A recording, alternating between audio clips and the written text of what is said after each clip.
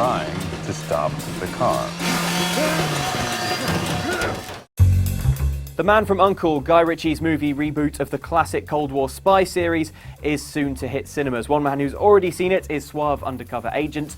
The man from CNET himself, it's Rich Trenholm. Hello, Rich. Hello. Double agent. Double agent. Oh, no, I'm not supposed to tell you on that. Oh. No. Triple agent.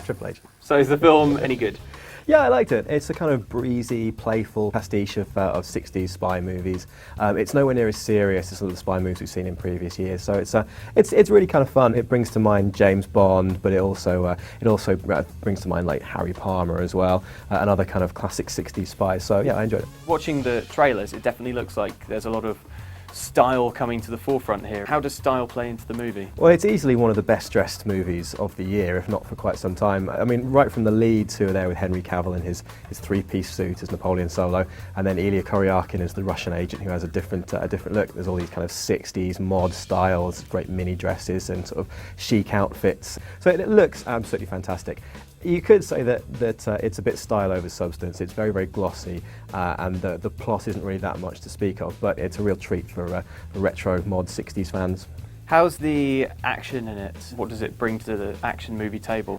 It kind of approaches each action scene, instead of saying, okay, this is a car chase and showing you a car chase with the kind of conventions that we've seen before. It tries to do something a little bit different. So it's more of a game of cat and mouse than it is a sort of tyre squealing, smashing, crashing kind of car chase. There's quite a few action set pieces actually which are deliberately played for laughs and for comedy and done in a slightly different way, which put me kind of in mind of the slightly off-kilter way that they made the Ipcress File back in the 60s with Michael Caine. So it's a little bit different to your standard action movie. It's quite breezy and playful and quite fun with it.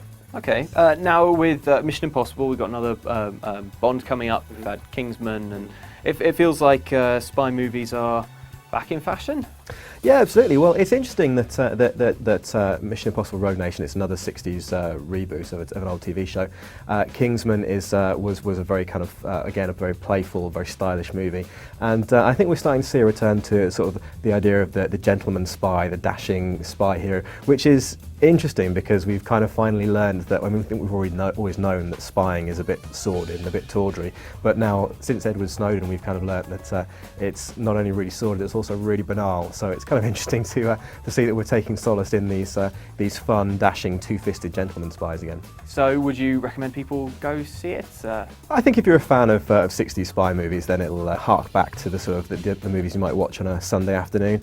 Like I say, it is a bit lightweight, but yeah, definitely stylish and quite a lot of fun. Okay, well, thank you. We've got more of Rich's review, which I heartily recommend. You can find that and loads more at cnet.com. Not now.